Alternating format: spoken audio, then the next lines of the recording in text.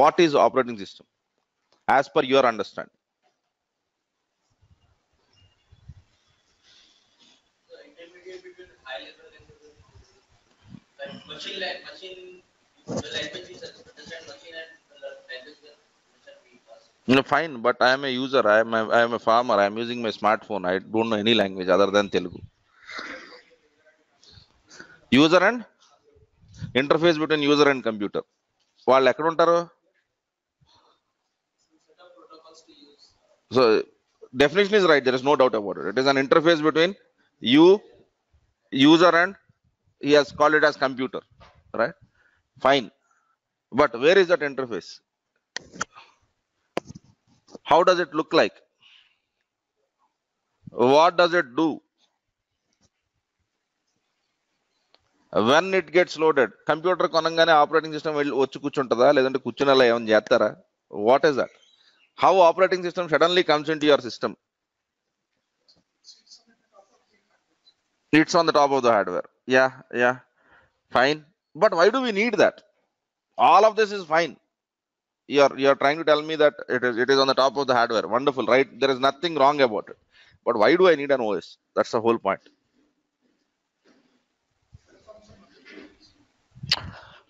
For example, let us assume that we have this. You go to the oil mills, right? Yeah. అందరు rice mill చూసారు? అందరూ rice mill చూసి ఉంటారుగా. Yeah, you know about rice mills, wheat mills, flour mills. We have a lot of things, right? Yeah. So there is a whole device, okay, and to interact with that there is a small panel, or if it is kind of an automated stuff, right? Otherwise you will have some wheel sort of stuff which basically helps you in uh, interfacing, right? So for example, you have a car has an engine, right? To start the engine, okay, are you opening engine and doing something, or are you just pushing the button?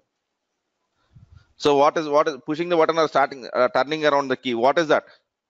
That is an interface between you and your engine of your car. Yes or no? Yeah.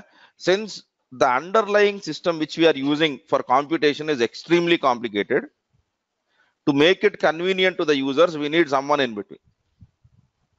Yes. So for example, if you want to tell that I want to use microprocessor right now, good. But using the microprocessor might be done only by the people who understand microprocessor. But that was the earlier case when computing was basically used for scientists and all of that, people doing researches. Okay. How many of you have seen a movie called as Imitation Game? ఎవరు చూడలేదా? బాహుబలి అందరూ చూస్తుంటారు కదా.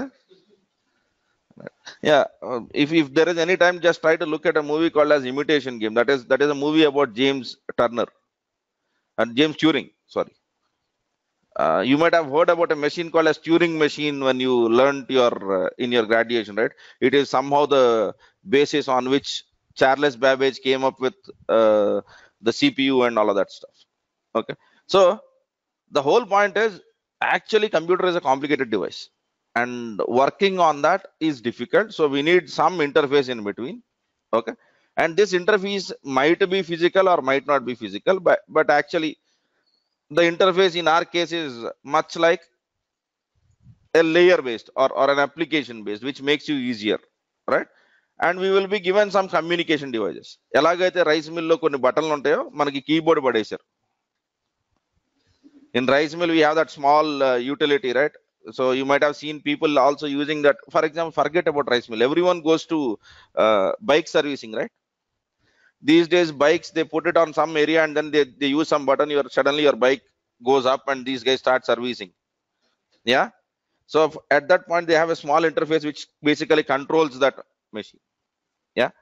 So generally that is called as a control unit because it has very minimal functionality. But here there is a device with loads and loads of functionalities, and we need something to interface with it. Okay. So what is that we have?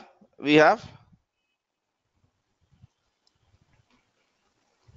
some electronic system. The problem with the system is this is complex system. This is not an easy system for anyone to just directly interact with it. So we need someone sitting on top of it. Yeah. as you rightly said, to make our life easy, to interact with that and get our work done. Clear on that? Yeah. And now for you to speak with this, we cannot speak directly right now. Yeah, you might have in Google, you might have Google speech. Call someone, it listens to some your speech and then it does the activity. So we need some kinds of interfaces to basically speak with your or do your actions, right? So this is where you might have your okay IODs. Okay, and this interface which we have in between is called as operating system. Okay, the reason why we have operating system is the underlying devices are complicated. If they are simple, we don't need it, right? So for example, even in your Wi-Fi router, we have hardware devices. Yeah, but the amount of interface which you need for your Wi-Fi router is very much less when compared to what your system is, because we have only few operations to be done over there. Okay, Andulo code that also has an operating system, but it has very few capabilities. So depending on what your underlying electronic system, which is something which we call as hardware, right? You need to have a right operating system which can basically control it. That's it. Yeah. So that's where people define it as it is an interface between you and your hardware. Fine, which is absolutely right. But we need an interface because it is complex. Clear on this? Yeah. Okay. And now we all know that there are many operating system providers. There is something like Unix, there is something like Windows, and then one fine person from Finland has tried to come up with something called as Linux, right? Because he didn't like the idea of uh, the Unix because it was too much huge. The source was not shared with the users, right? So he didn't like that idea. So what he has done is, okay, let me do one thing. Let me write some component of operating system, okay, where people can see the code. If they don't like it, let them change it. Okay. I am not only giving you the operating system, I'll also give you the code. The problem with Unix was it was free, yeah, but it was not giving you the code. Okay. So this person called as Linus Torvalds didn't like this idea, and then he has came up with that concept called as open source operating system. Yeah, many people laughed at that point.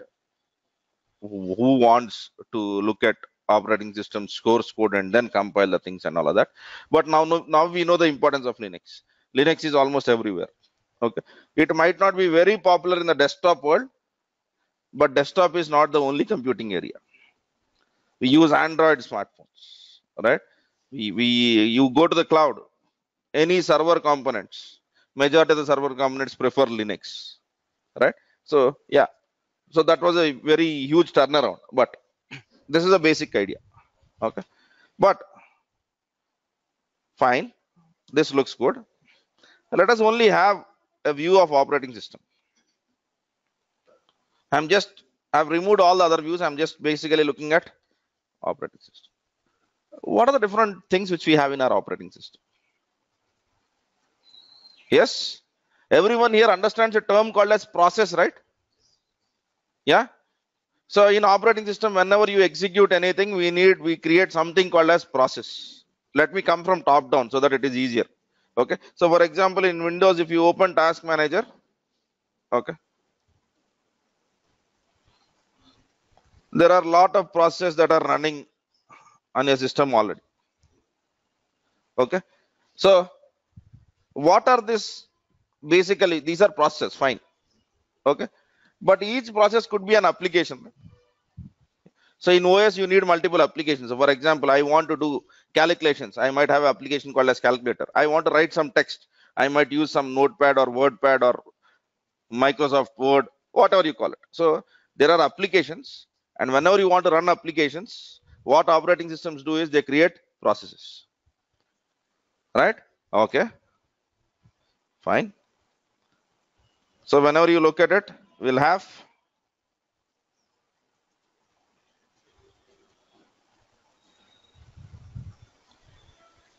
applications.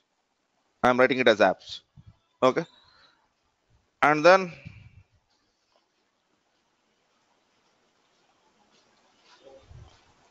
Okay, you would have, okay, let me not do this. Let me not do this. Okay, we have apps.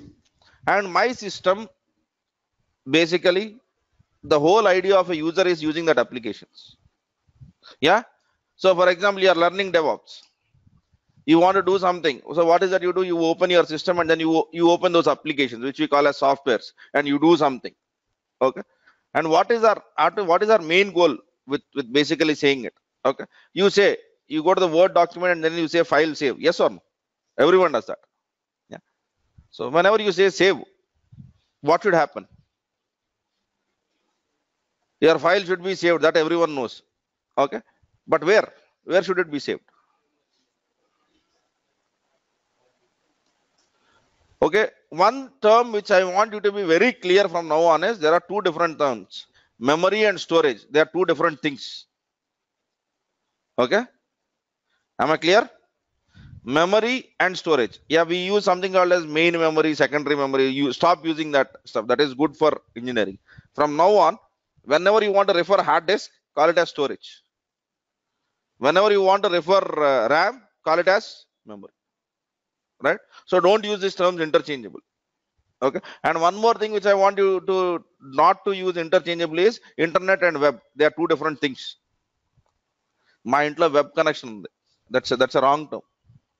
In your home, you cannot have a web connection, right? Even if you have a web connection, that cannot be World Wide Web. It has to be a spider web. Yeah. So you cannot have a web connection at all. What you have is you have an internet connection.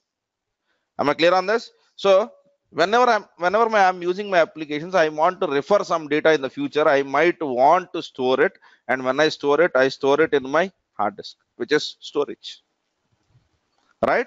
So now, if my applications just run, okay, then I have. If my applications want to just run, then I have to worry about, okay, two kinds of hardwares. One is something which we call as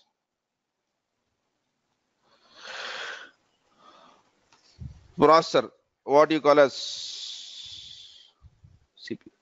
If I want to just run my application, not do anything, processor and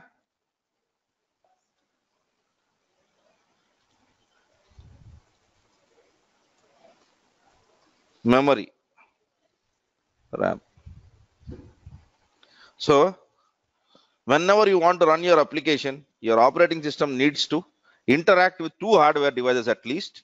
Okay. Anyway, we have many other hardware devices which come into play, right? To hold the motherboard, to hold the processor, you need a motherboard on a RAM, which needs a power supply. Yes. Okay, but let us remove all of that complexities. But we need to basically interact with at least two devices. Okay. Now your application needs to somehow interact with processor and RAM. Do you agree with this? Okay. Now let us assume I say this. Everyone who is writing an application in my operating system, okay, needs to know how to interact with hardware. నేను application రాస్తానంటే you should understand how to interact with hardware. So whenever you are writing Microsoft Word, you have to write Word software, and also you have to write the software to interact with, or code to interact with your hardware devices. Will it be a simple job or a complex job? Right? Because every application needs to interact with hardware. Why do everyone need to write it? Why can't it be separated out? Yes or no? Yeah. So for all of these device interactions, every operating system has an interesting component which is basically called as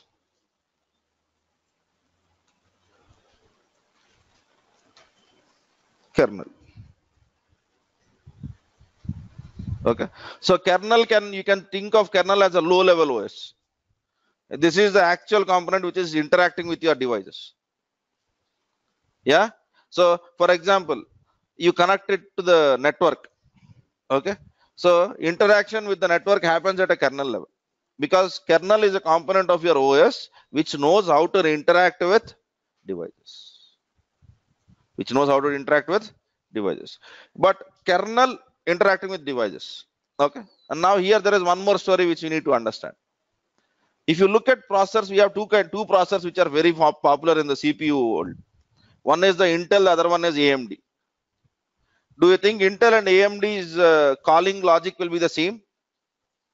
Intel AMD okela behave just there with same kind of a language? It might or might not be. So your kernel to interact with devices, right? Some organizations develop something called as, I'm writing it as very simple term, but you might have heard it a hell lot of times. Device drivers. Do you remember people who are from ECE background, they join and they learn C and they become device driver engineers. So what they are trying to do is, they are trying to write some software which your kernel understands, and that software acts as an interface between your hardware or the system and your operating system, right? So for example, if you insert pen drives, you will see some software is getting installed, right? So there needs to be someone who writes some kind of a software which is understood by your Windows operating system to interact with your transcend pen drive. Okay, so that is what is called as device driver. Right? Kernel has many other responsibilities, but I am starting with a very basic perspective. So we have a OS. OS has applications, and applications need to speak with your hardware. That's where kernel comes into play. And in kernel, we have something called as device drivers. If device drivers don't work properly, మీరు ఏ అని రాస్తే B అని కనబడుతుంది screen మీద. That's because they are not working properly, right? Sometimes you might have seen that with pen drives, right? You copy the data, it says pen drive is corrupted, I am unable to copy the data and all. That's because your device driver has messed up most of the times. The other cases, there is something called as file system also can do the trick, but since I have not spoken about file system yet, I am not interested in that discussion.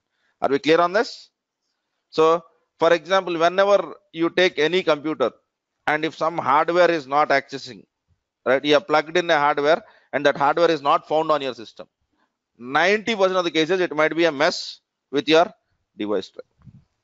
If your device is working, still it is not connecting to your system, the problem that is happening is device driver, there is something wrong with device driver, which is because it is not enabling the communication between your OS and system, right? Am I clear on this?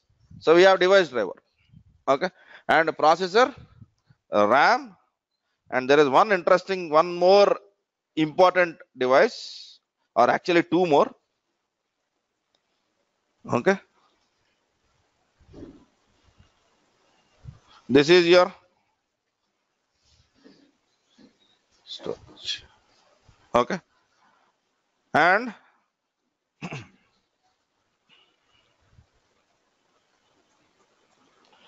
even your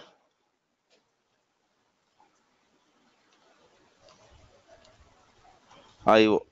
So whenever you enter anything in your keyboard, it is not directly getting into your operating system, it gets into kernel, and kernel basically gives it to your application. Clear on that? So any interactions which you are doing are basically happening on kernel, and exactly this kernel component is what Linus Torvalds has developed. So whether you use we know flavors of Linux, right? How many of you don't know the terms called as Ubuntu, Red Hat? Almost everyone understands them, right? So no matter whether you are using any flavor of Linux, kernel is basically from the core component, which basically is responsible for all of this. Okay, it has some other responsibilities also, but this is a very easier responsibility to understand. Clear on this? Yeah. Okay. Now, since we are dealing with these devices impose some challenges. Okay, you have taken 1 GB RAM system. So how much memory should be allocated to the application? Who decides that? Okay, you have a processor. Is it a single processor or a multi-processor machine? If it is single processor, there are multiple applications. You don't run one application, right? Yeah. In your laptop, are you running only one application? Right? So that is called a single task CPUs. That has been long ago, very long ago. Right? Now what we use is multi-user, multitasking machines, which means that your operating system might have multiple applications. For example, we open Chrome and we are writing documents. So you are basically working on two different applications. So whenever you are running on two different applications needs your processor time. Okay. But in majority of the cases, we don't go with parallel processors. We go with single processor itself. So all of your laptops are single processors, right? So for example, anything Intel i5, i7, whatever you take, right? So how can I give a processor? Because there is only one hardware and many applications that are waiting for that hardware, right? So how do I allocate processor time to these applications? This is called as processor scheduling. Okay, or to be very specific, if you have learned operating systems correctly, there is something called as time slicing. What happens is your processor's time will be sliced across multiple operating systems. So 2 milliseconds to Chrome, 2 milliseconds to your Word. That's how it switch. That switch will be very fast. You will not be able to identify that processor is being shared between these two things. We will think that they are happening executing parallelly, but actually they are not executing parallelly, no matter whatever system which you take. Even in i7, at the end of its day, it is time sharing. It is time sharing, right? So do I need to interact with processor now? Which means that I need to implement this logic of how which application, how much process do I need to do, right? That is also handled by kernel. And look at this stuff, memory, right? So whenever I'm looking at memory, how much memory should I give? How much memory is left? Okay, that is also kernel's responsibility. You are interacting with storage, right? Which means hard disk. In hard disk, what is the file system which I need to install? So let us not get into deep dive into file system, but I'll tell this one example. When I am quite sure that everyone in this room have formatted your pen drive at least once, yes or no? While formatting your pen drive, you might have seen something like FAT, NTFS, or something like that, right? What are they? They are file systems, right? So that file system management also has to be managed by kernel. Clear on that? And apart from all of that, there is one major component without which nothing will work, which I have not drawn over here, which are networking components, right? So these days, if you have a system without communicating it to the network, it doesn't make sense at all. Okay, so networking, if you look at kernel now, kernel is the major component which is doing majority of the jobs. Okay, so this kernel is developed by Linus Torvalds. Okay, so for example, if you are using Mac also has a kernel. Windows also has a kernel, right? Linux also has a kernel, and Linux kernel is open source, right? So for example, if I'm let us assume that I'm developing a 1 rupee coin box, right? So I will take the Linux kernel and I'll make changes in the Linux kernel so that it fits for 1 rupee coin box, which we use for phones, right? In all of your Wi-Fi routers, you have Linux kernel. So I'll take Linux kernel and I'll modify it for my device. So you can run Linux from very smallest possible device to very huge server. Okay, because you can customize the kernel. You can customize the kernel. Clear on this? Are we clear on what is OS and what is kernel? So kernel plus applications, okay, in a very simple view, will make your operating system. And when you look at applications, we have two kinds of applications generally. Applications which you get as part of your operating system, applications which you install or develop later. Applications which you install or develop later. For example, we have an application called as Ping in every system. Right? Ping is an application which is developed, which will check whether we have network connectivity or not. Okay. So all of your applications at some point need to interact with hardware, and for that they use Linux or kernel. By the way, in the case of Linux machines, we use Linux kernel. In the case of Windows machines, we use Windows kernel. Okay. Clear on this? Okay. So the major responsibilities of any operating system is, or kernel is, process scheduling, memory management, okay, device management, which comes with device driver and all of that stuff. Okay, and then you have what is the other thing? Okay, one important thing which I have not spoken about. Okay, I'll call it as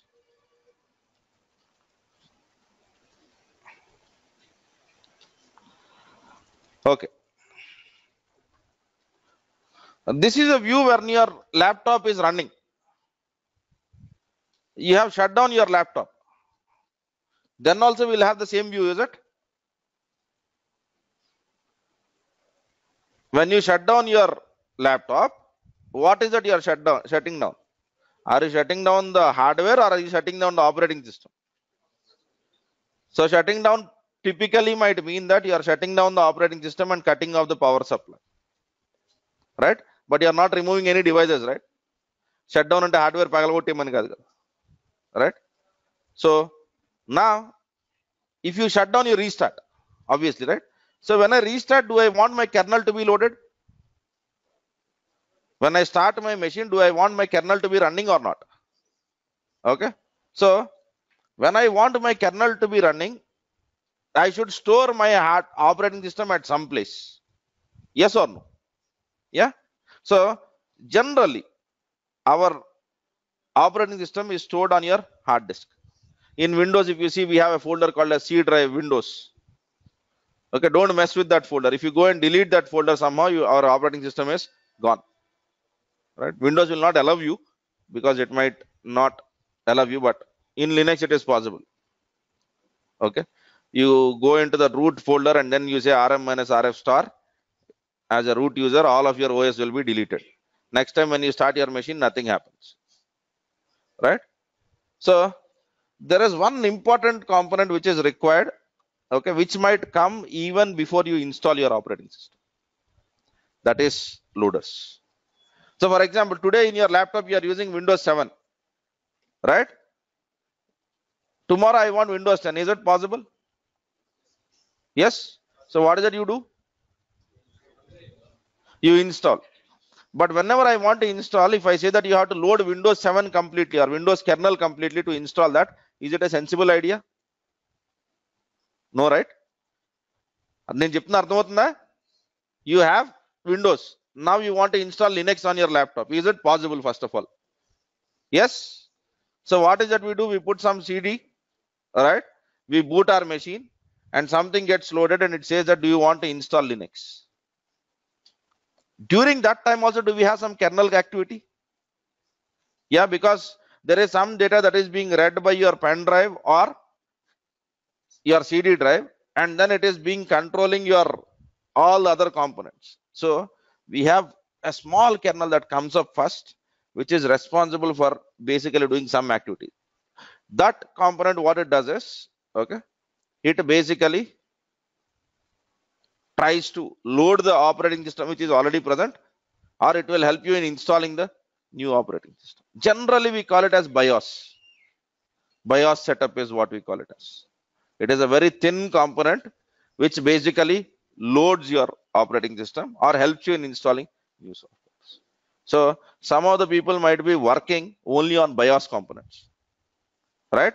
So for example, if you are starting your machine, you might have seen that press F1 to stop, interrupt startup. And there you can go and change some settings. You can put the password there itself, right? There is also a very thin kernel that comes into play, which basically loads your operating system. Yeah. So these are the many things or few things of many other things which you are going to learn in Linux.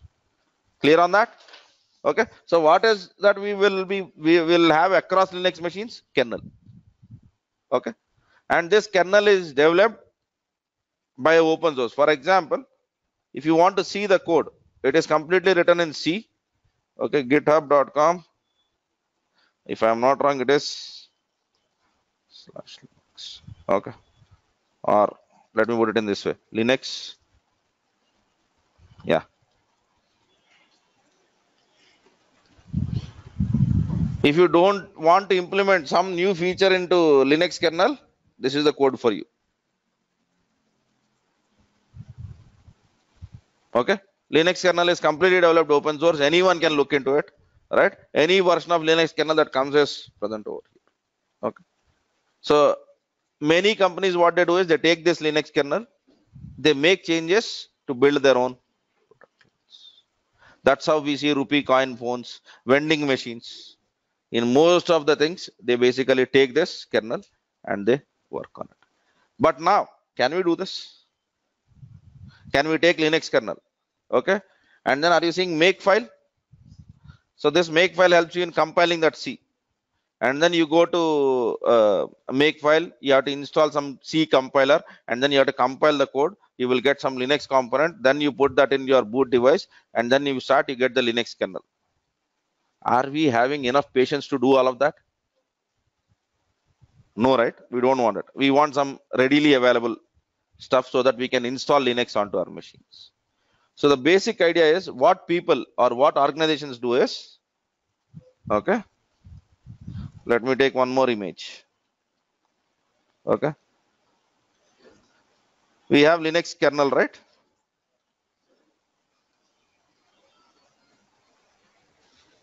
Yeah, they take this Linux kernel, okay, and consider this to be plus, okay, and operating system means that we need some applications, right? Yeah, so they will write some applications, okay, and they might write whatever the other components which they want to, right? So the other components include something called as package management. So how do you update something called? We'll worry about it later, right? So some companies, what they do, they take the Linux kernel, and on top of the Linux kernel, they develop some applications, and they give user a easy way of installing operating systems. Anyone who does this, right, or this way of giving Linux is called as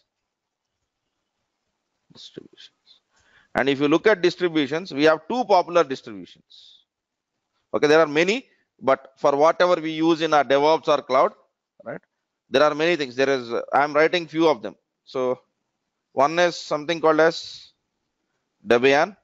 The other one is Red Hat. Red Hat Enterprise Linux. Okay, let me not write it as Red Hat. Let me write it as RHEL.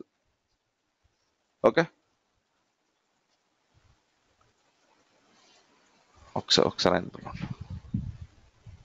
Notes ఏమి రాయొద్దు మీరు నా దగ్గరికి వచ్చినప్పుడు don't waste your time writing notes I will share all of this content okay it will eat up మీరు notes రాతుంటే 70% of your concentration goes in writing class అయిన తర్వాత లినక్స్ ఏంటి అంటే అది ఆయనకి తెలుసు అన్నట్టు రైట్ అది అనవసరం కదా just think this is everything you will find more information of this just going in to Wikipedia నేను వికీపీడియాలో ఉన్న కంటెంటే మాట్లాడుతాను to be very specific right? If you want to understand what I have said, just go into wikipedia.com/linux/kernel.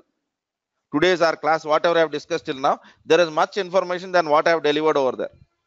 Okay, so I have a habit of reading that. Don't restrict to myself. Notes lo gata rayaddu, upayogam leddu dani valla, right? Okay, are you seeing this? Yes. Some companies, what they do is they don't want to start again from the beginning. They don't want to start again taking from Linux kernel and then doing something else. So what they do is they take this primary distributions and they develop something more efficient. So this is where you see Ubuntu. This is where you see Mint, right? So this is where you see CentOS. This is where you see Fedora. There is one more distribution called as SUSE. Taking that, people have developed something called as open source. This is the basic model of how we get distributions, right? But whether you use any of them, you are using Linux kernel.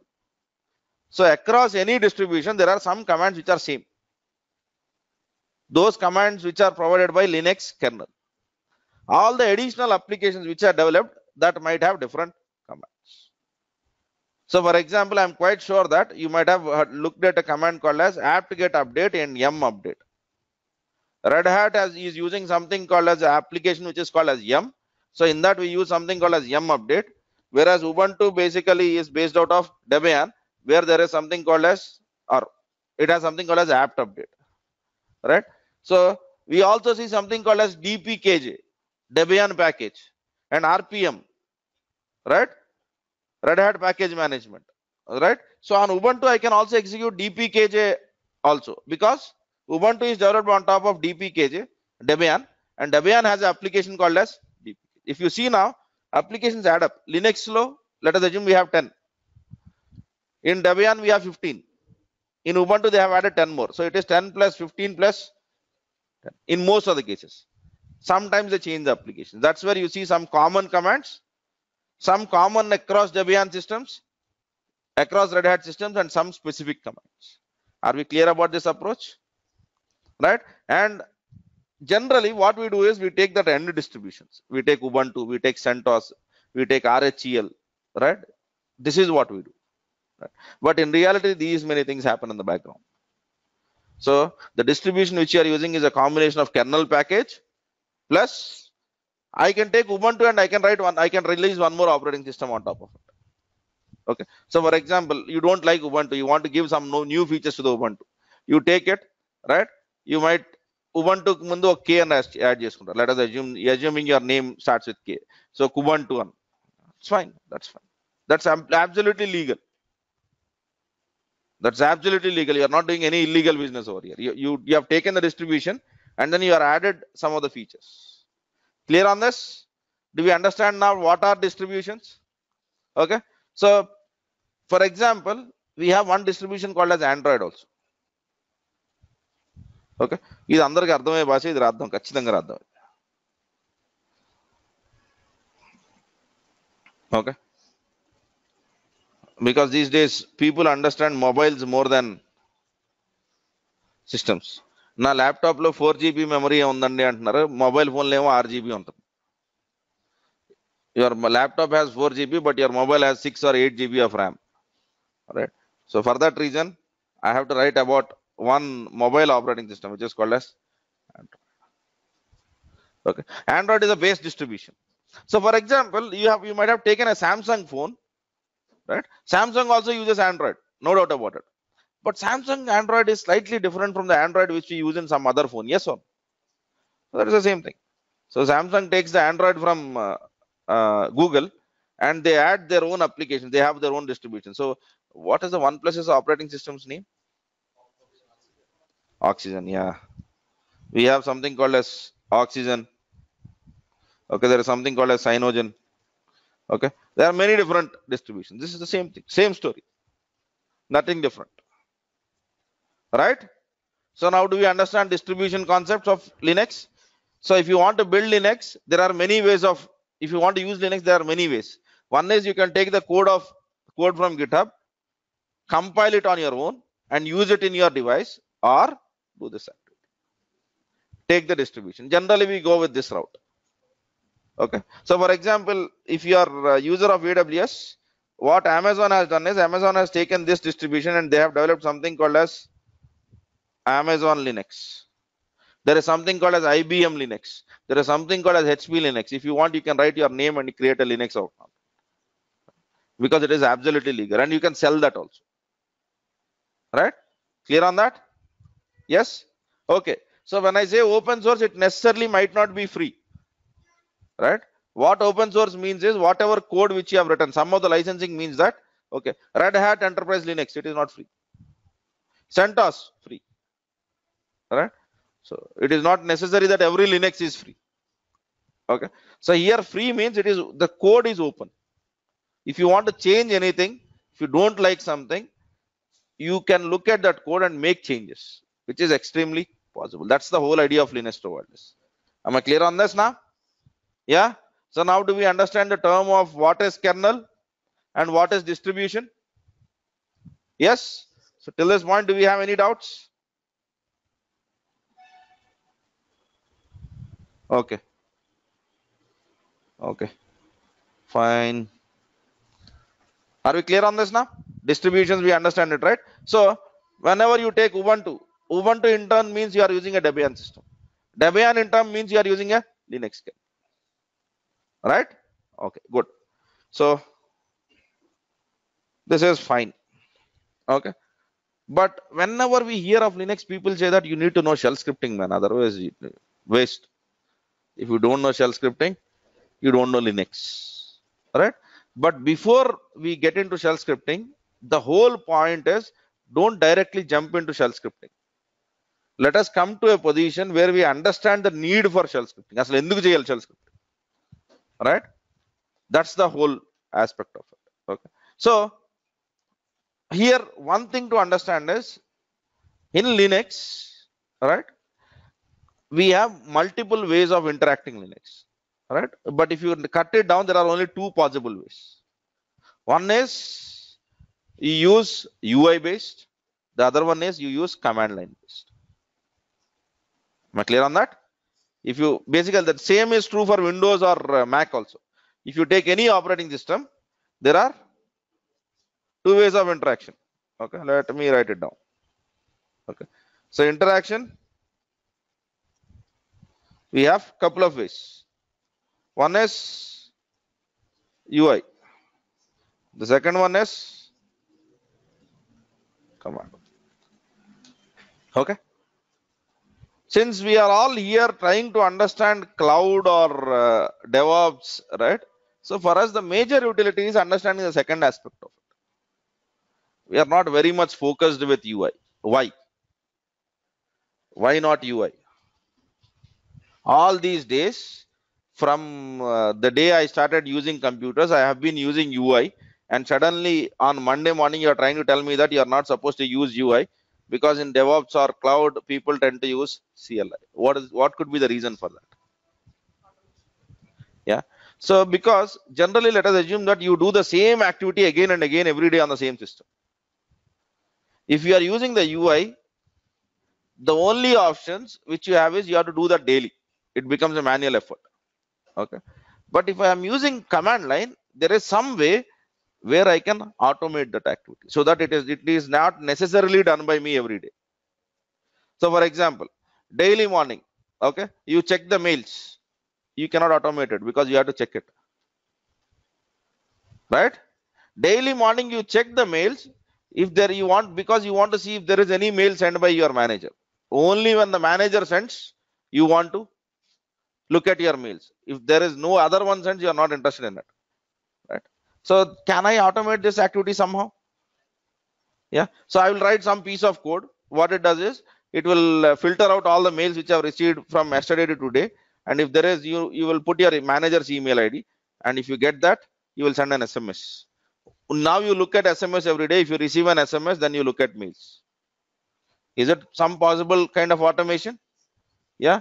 So doing those kind of stuff from command line is much simpler. But I'm not saying that it is not possible with UI. Okay. I am quite sure that you might have heard about a technology called as RPA these days. Okay. So you have to learn one extra technology with too much cost to do UI automation. Right? But command line automation can be scripted. Right? So that's the reason for us as the engineers who want to become DevOps or cloud engineers, for us UI is of major importance. Right? We are not really worrying about UI aspects. We are completely concentrated on command line aspects. Right?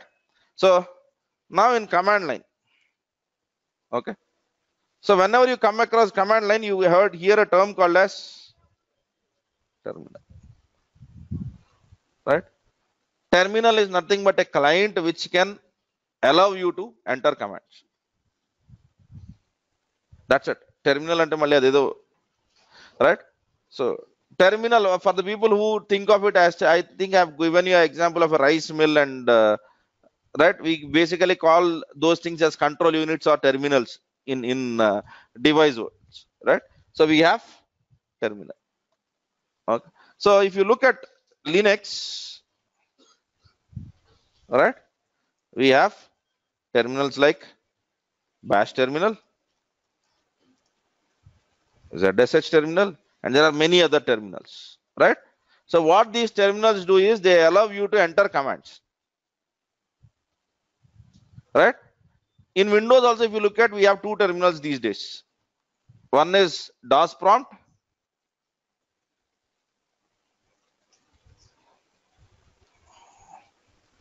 The other one is PowerShell. Okay. So terminal is nothing but an application which allows you to enter commands. Okay. And in that you might have different terminals. So in majority of the cases we might be using bash, right? So that's where we call it as bash scripts or shell scripts or whatever it is. Clear on this? So now do we understand what this terminal is all about? Yeah. Okay. Now what we'll do is we'll basically create one Linux machine.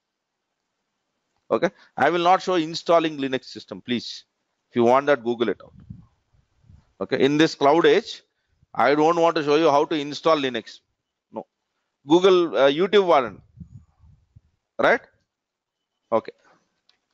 YouTube లో చెత్త అంతా చూస్తుంటాం కదా with those funny stuff. But let us learn something academic, right? There are many people who have explained how to install Linux on various different virtual systems, but I am not really interested in this. We are in cloud era, so let us take the help of cloud to basically get it done. So for doing this activity, how security feature enable at a kernel level, right? So don't you think it is a bit advanced for whatever we are discussing right now? అంటే నేను అంటున్నాను కాదు, మిమ్మల్ని మీరే ఆలోచించుకోండి. We are discussing about a very basic aspects of operating system. So why do you bring in something like security channel, right? Yeah. Okay. All these are open source OSs. Yes, all are. All the Linux stuff, right? Okay. Right. So I want a Linux system, right? So let us take it from cloud. Let us take it from cloud straight away. So for that, what I want everyone to have over here is, because there are some new people in the room, you need to have a cloud free tier account. Go to AWS cloud free tier and create a cloud free tier account, right? Or if you don't like Amazon, create it in Microsoft Azure. ఈ రెండు మీకు నచ్చకపోతే Google cloud కూడా ఇస్తుంది, right? Clear on that? Okay. Fine then. RPA is robotic process automation. Yes. Okay then. So let me do something. Let me basically store these images first of all. Okay. So I will be just putting images. I think by looking at those images, you can recollect what I have said. Okay. So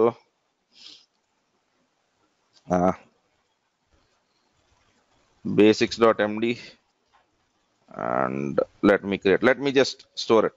New folder, images, copy path,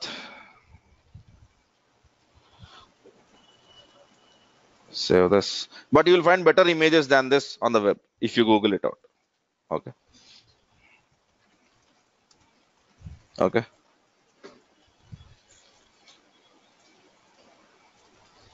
Or let me write os.png,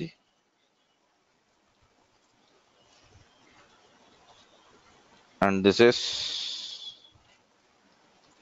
distribution.png. Okay.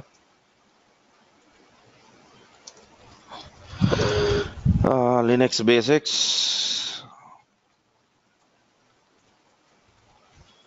review dot slash images slash os.png.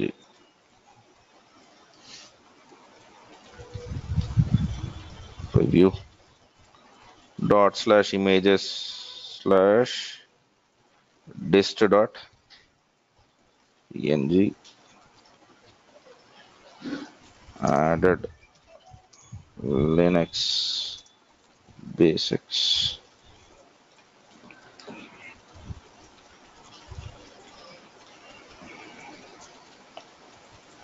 Okay. So make a note. I think most of you know the URL, but since there are some new people, I'm just basically trying to tell you. Just get into github.com/a-square-zone. Okay. And then are using DevOps Classroom. Yes. Get into that. Okay. And Linux Classroom basics.md. This is what I've written. So if you see, you have those two images. right? Fine. Okay. Right. So we need to worry about what is the stuff which you need to worry about now? How do I create a Linux machine? Okay. So that is what we would try to do. That is what we will try to do right now. How do I create a Linux machine? Okay. Creating a Linux machine. Here we have multiple options. One is install it on your system itself. Okay. If your question is how, the answer to this question is Google it. I am not going to show, man. All right. The problem with this installing OS is it takes 1 hour and we learn nothing. Now you click on next button. Now you click on next button. Are you seeing date and time? I don't want to get into that nonsense. There are loads and loads of YouTube videos for this. And I'm quite sure that even telling all of this, you will not be interested in installing OS on your own. Ameerpetlo 200 300 itti చేస్తారు కదా. So, right. So, the second option is this is installing on your own. Okay. On your laptop straight away. Laptop or server, whatever it is. The second option is there is something called as virtual machines. So for example, in your laptop these days supports virtualizations. So you can install something like VirtualBox or VMware or Hyper-V, and in that you install operating system, right? So here, how? Same answer. But if you are looking out for a DevOps way of it, there is one interesting tool called as Vagrant. Okay, we'll be learning it, okay, when the time comes. But to do the basic operations on Vagrant, it is not very simple. It is very simple. So you can create the virtual machine with couple of commands over here. And for example, you install Vagrant and you have VirtualBox or VMware or Hyper-V in your system. Then you execute 2 commands, you get the Linux machine straight away. That is Vagrant. Okay. The third and the best option always is cloud. Okay. Go and create, every cloud offers a free trial account, right? Where you can use basically Linux machines, one Linux machine for the complete month without even shutting it down. You can use it for free. Every duty, I'm not speaking about one cloud. Take any cloud, this is supported, right? So in cloud we will have, you can do with Amazon, you can do with Azure, and you can do it with Google also, but I'm writing these 2 scenarios. All right. Today we'll be using a system which is basically created from Amazon. Right. Tomorrow let us use a machine which is created from Azure. And now you decide what you want to do, because once I have a machine, I'm using a Linux machine, whether it is in the cloud or whether it is in my system, it's the same thing for me. Clear on this? Okay. So for this exercise, what we will do is, let us take a distribution. Okay. Today I'm going to take a distribution which is Ubuntu. We understand that Ubuntu is derived from Debian and Debian uses Linux. Right. Tomorrow what I'll do is, okay, I'll do one thing. Let me create both. CentOS. Okay. It doesn't matter. In Azure also we'll be creating Ubuntu machines or some Linux flavors. Right. So now, at least by looking at those names, we don't understand, right? There will be some changes because applications change from distribution to distribution. For example, in between CentOS and something called as Fedora, we will have changes, right? CentOS and Fedora are derived from the same Red Hat, but they have some different applications that are being developed, right? Fedora is used mostly in many companies where they give Linux as a desktop OS. కొన్ని కంపెనీలో Linux వాడమంటారు కదా, even on desktops they mostly use Fedora. So you can think of Fedora is used in that perspective, right? Whereas CentOS, Ubuntu, Ubuntu is basically used for personal laptops, right? And server editions are very popular for both CentOS and Ubuntu because these are free of servers. You can install or run your applications which are production servers absolutely for free using this stuff, right? No enterprise cost, nothing. The mostly what you can do is you can take something called as support plan. What Ubuntu will tell is, Ubuntu is developed by a company called as Canonical. what Canonical will give you is they will give you a support plan saying that whenever something goes wrong, we can help you. So you don't buy OS, you buy support from them. That's the thing which your organizations do. Right. So shall we create a Linux machine? Yeah. So let me log in into AWS account.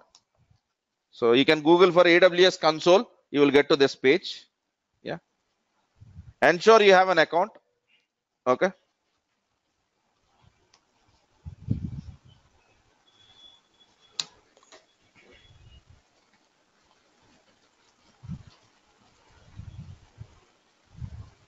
Right.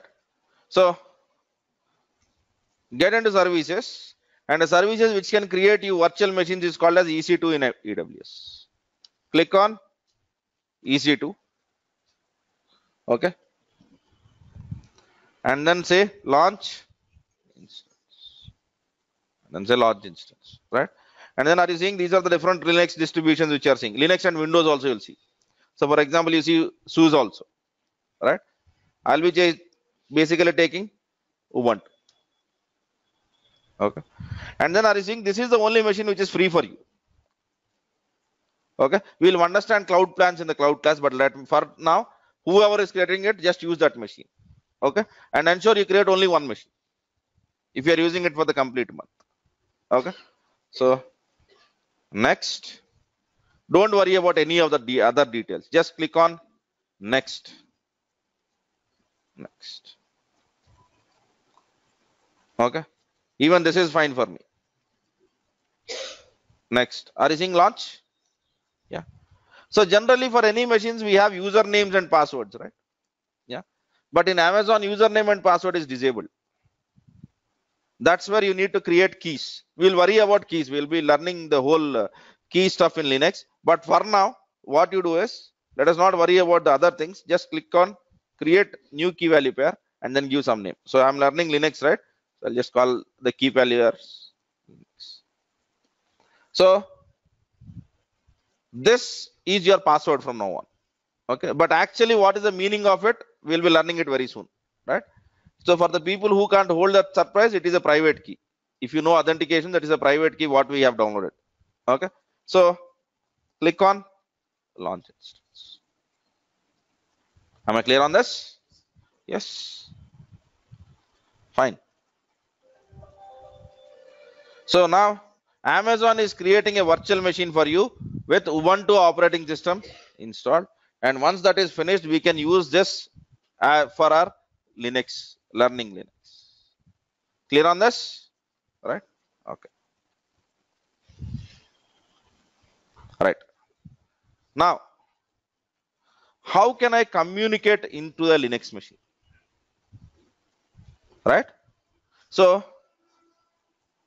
for communicating to a Linux machine or connecting to a Linux machine, let me write it up.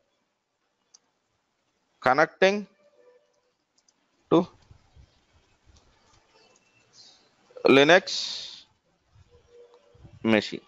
Okay. So, here also we have two options. Do you want to connect to UI or do you want to connect to? Our focus, as I said, is always command line. Okay. So, if it is terminal, what Linux says is I have a protocol which is called as SSH. Right. So you can use SSH protocol to connect to any Linux system. Clear on that? Okay. But in Windows, you might not have SSH supported.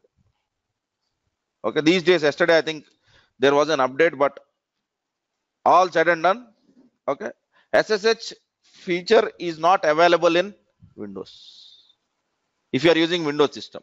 But if you are using Mac or Ubuntu, SSH is already available to you. So you don't need to install any extra software.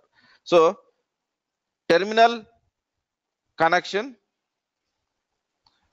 can be connected using SSH. Okay.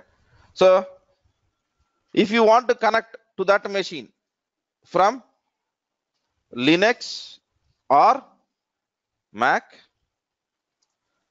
SSH client is already available.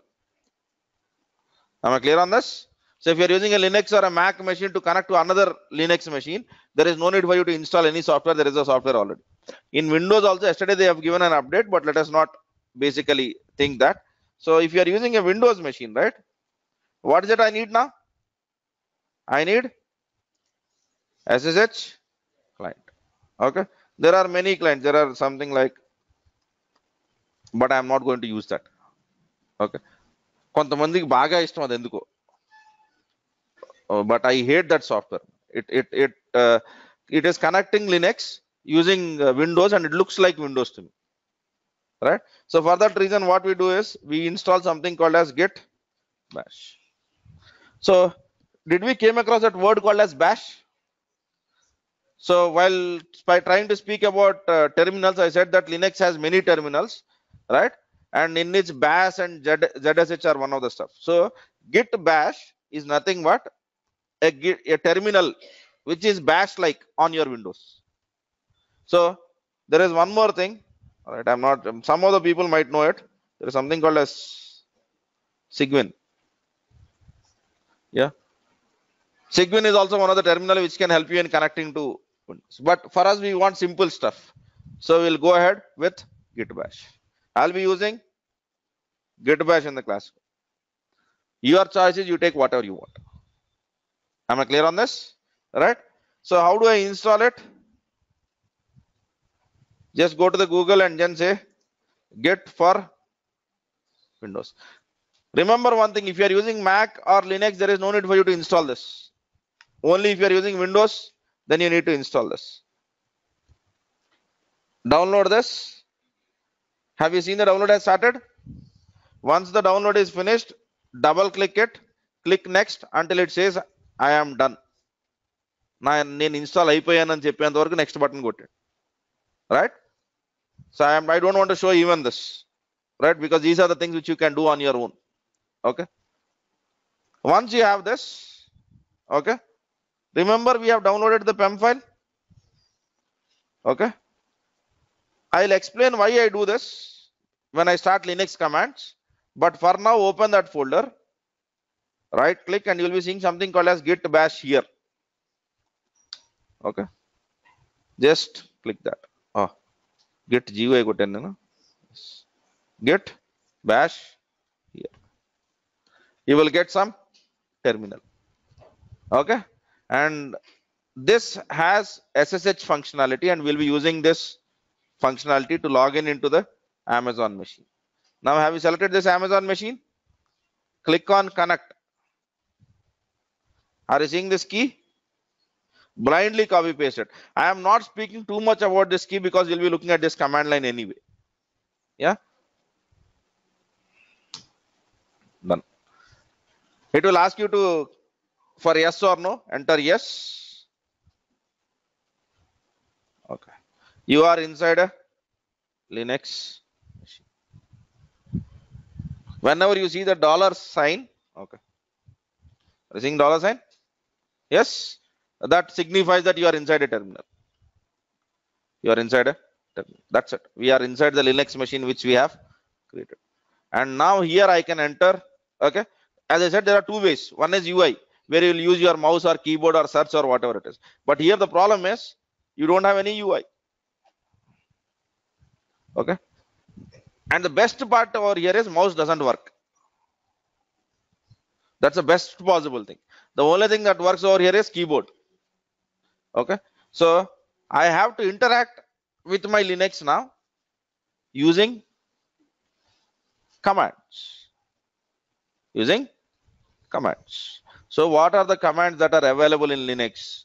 This is the second part of our discussion where we need to do this. Okay. So Linux will have extremely 20,000 commands, and for you to become a DevOps engineer, you need to remember each and every one of them with syntaxes. Do you think it is a sensible idea? No one on this earth can do that. I am quite sure even Linus Torvalds might not remember all the Linux commands. It is not going to happen. Okay. So we have to find the other way out, right? Yeah. So the first way out for learning any command lines, whenever you are learning anything from me, I'll start with this. Linux commands cheat sheet. Okay. So are you saying cheat sheet? There are many people who write cheat sheets. Okay. మీకు వాళ్ళతో సరిహద్దు తగాదాలు ఏం లేవు కాబట్టి ఎవరిదన్నా తీసుకోవచ్చు. Are you seeing these commands?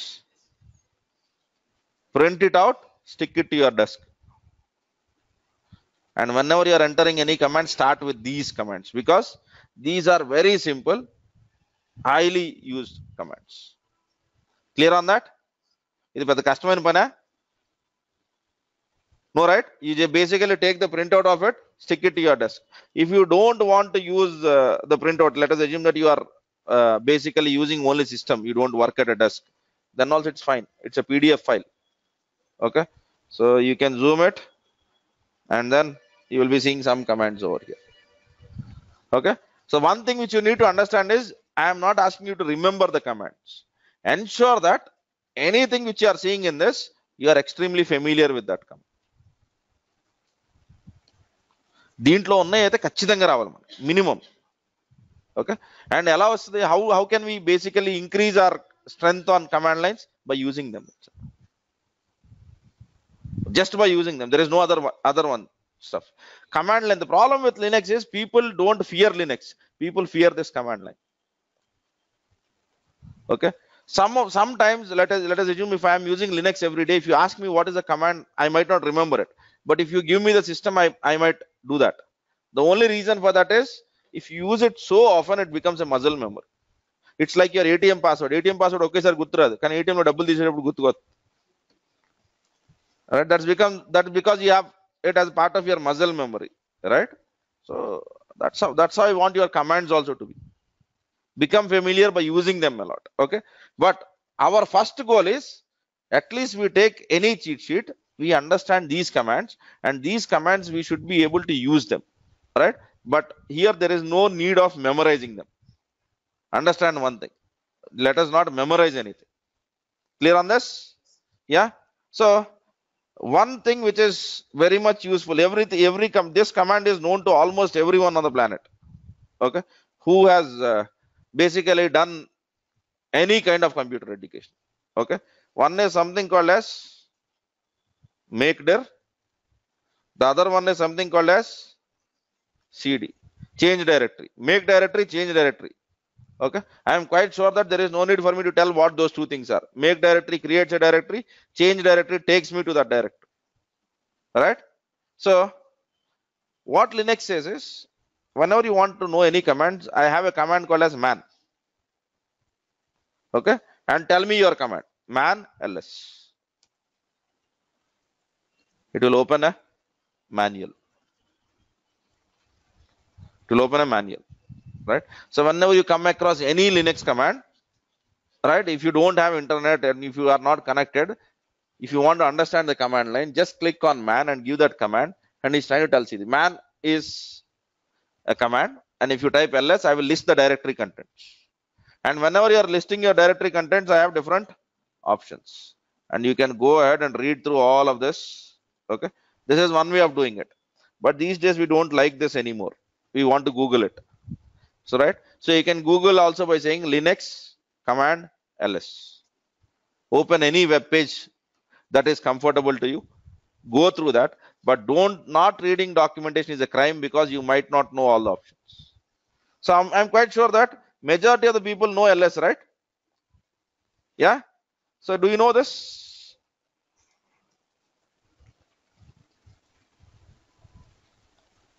What is it I have done there? I've used something like ls-lart. What is that lart? If you want to know this, you have to go through the documentation. I'm not asking you to remember. Don't remember this LART. నేను LART అంటే బాగా కలిసి వచ్చిందని నాకు ఇదే వాడతాను ఇక్కడ ఉన్నా. Since this is most kind of a good sign to me, I always use LART. No. Right? So if you do man ls, you will see the command. And are you seeing the options? Okay. I have used A. A means do not ignore entry starting with dot. Dot means something in Linux. Okay. What is the other thing which I have used? LART, right? Okay.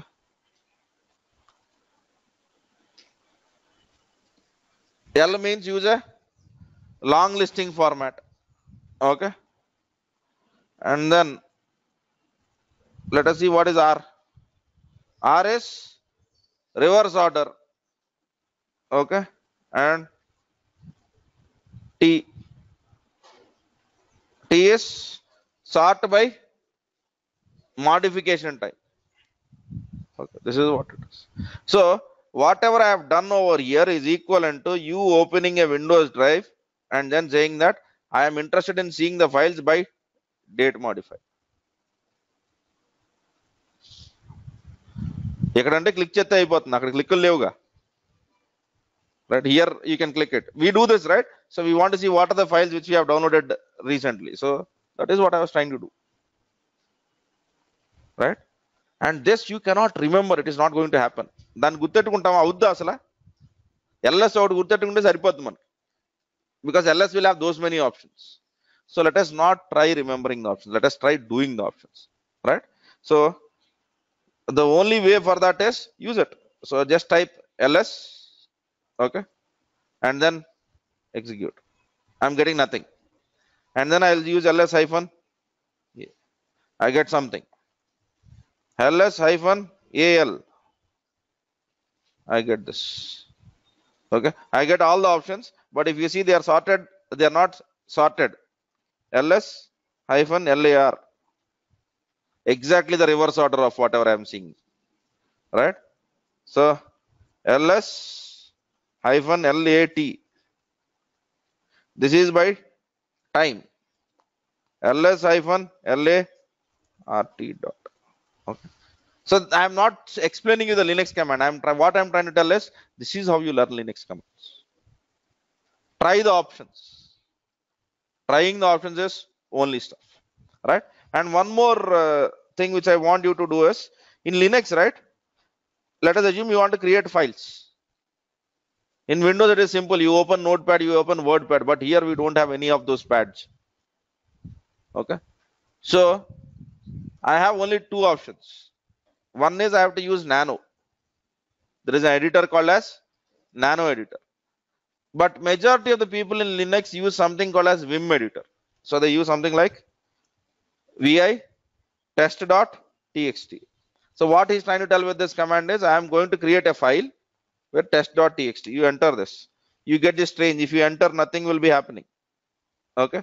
So you have to use some strange keys over here. Okay. Initially, it looks like a lot of pain. Right.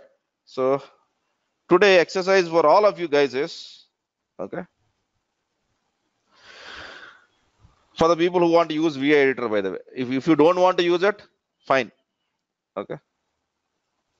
Editing files in Linux. Okay. I want you to go through a tutorial which is present in open. Am I clear on this? Yeah. So this is a someone has basically written this tutorial so that you don't need to even use Linux machine.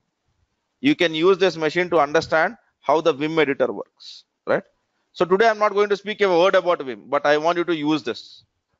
All right. దీనికి పెద్ద పనే అవసరం లేదు, ఒక laptop ఈ browser internet లో ఉంటే సరిపోతుంది.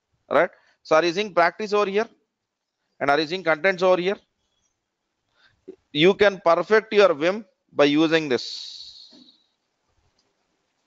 Okay. So then if you wanted to use practice, you can basically do practice. He will give you certain tests. Okay. How to change to insert mode. So insert mode is, what is insert mode? Insert mode will allow you to insert some text. Yeah. So I don't want to speak a word more than this, but I want you to go through this tutorial. This is fun because you don't need to do it on a terminal. You are doing it on a web page. Yeah. So editing files. Okay. Check this out. This is what I want you guys to do. Okay. So let me say added some context.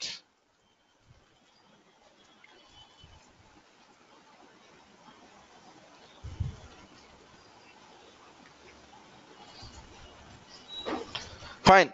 Can you do this? Yeah. So you basically click on everything. So first thing, this is introduction. You basically look into what he's trying to tell over here. Just click on two modes. He's trying to tell that Vim has two modes. Okay. One is insert mode, in which you will be allowed to enter the text. Other one is normal mode, right? So I think this is the most easiest tutorial which you can get on Vim. Okay. Rather than going through a video where he gives you some keys and asks you to remember this stuff, at any time you can come, and if you have done this practice, if you are able to solve all of this practice on your own, you are very good with this. So these are all the items which you can basically practice it. Okay, it will have text searching and all of that. Clear on this, right? So yeah, for whatever I've discussed so far, do we have any questions? So for our stuff, we need a Linux machine. Linux machine can be anywhere, but in the classroom, I'm not going to install a Linux machine. I'm going to use the Linux machines from the cloud. Okay. So I'll be taking some distribution. Today I've opened, I tried to create a Ubuntu machine. Tomorrow I might use a Red Hat. Okay. And slowly we'll take each and every aspect of Linux and we'll get into that. So for example, we might be looking into what are the file handling. How do you do file handling in Linux, right? How does a file system in Linux looks like, right? Commands. But remember, everything is command line. I'm not going to show Linux on the UI world. I'm not interested in that. If you want to learn Linux in the UI, there are many open tutorials on the web. For me, it is Linux on the terminal itself. Okay, we are not going to open a UI based Linux and then try to do that. No, everything from terminal, and throughout this courses I'll be using a bash utility.